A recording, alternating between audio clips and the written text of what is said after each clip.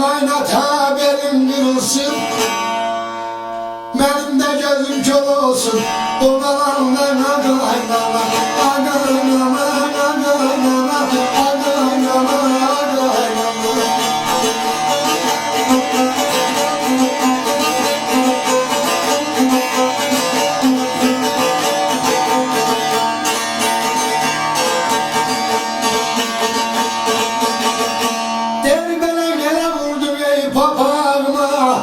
papağ geçti ay kulağıma, bir baksaydı ne kaşmarma, o gelenlerine kaynar,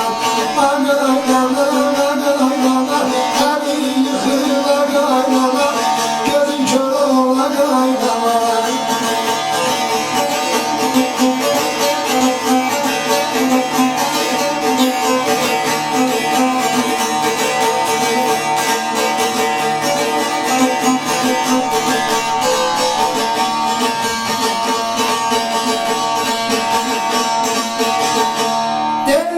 Sabahdan erken kalkırım, sobuyu da eğmen yakırım, ölüsünden de korkuram, o bakandan adı aynana, adı aynana, adı aynana, adı aynana.